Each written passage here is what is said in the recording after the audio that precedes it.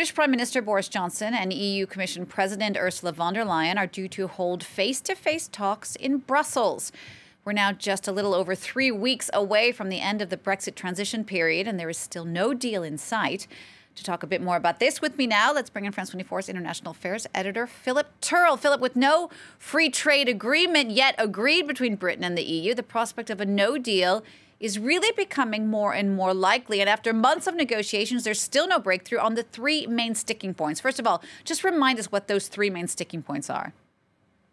Well, you're certainly right, Jeannie. We're getting to the very end of that negotiating period, which is due to end at midnight on the 31st of December. So just over 3 weeks to go before the transition period ends. Now, those 3 points are very important. The first one is called the level playing field, and that is the one that's proving to be the most difficult to overcome, which basically means that the EU doesn't want British businesses, after Britain is fully out of the EU, to be given unfair advantages, because they think that might be a backdoor into the European Union for many international companies after Britain ends its transition period. Discussions have been taking place on this for months, and there's still no agreement. But there are two other issues.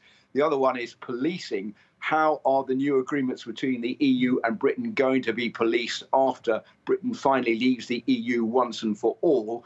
And the third one is much more symbolic, but not less important, and that is the one concerning fishing and the fact that Britain wants to take back complete control of its fishing waters, whereas the EU still wants access to them, but Britain wants full access to the EU market for its fish, and there's no agreement over that either.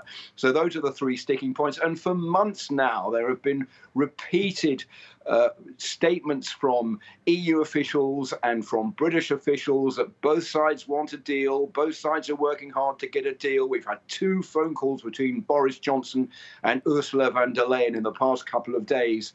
Ursula von der Leyen, the president of the EU Commission, to try to find a breakthrough.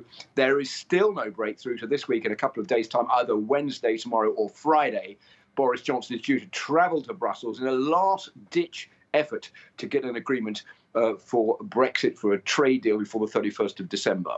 So, Philip, what are the choices now left for Boris Johnson at the moment?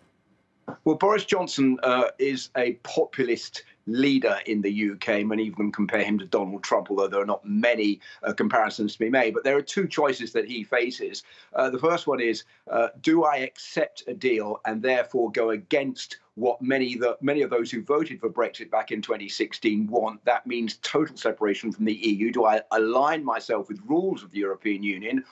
Or do I therefore go against that and say, no, we're not going to align ourselves with rules from the European Union, and create havoc, which is going to be the case at the end of this year in ports around the country in Britain. Going back to WTO rules is going to be much harder for the UK if Boris Johnson makes that decision. So it's all down to one man what decides what the decision is, and that's Boris Johnson in talks that are due to start this week with Ursula von der Leyen in Brussels, in person between those 2 people. Philip, thank you. France 24's Philip Turle.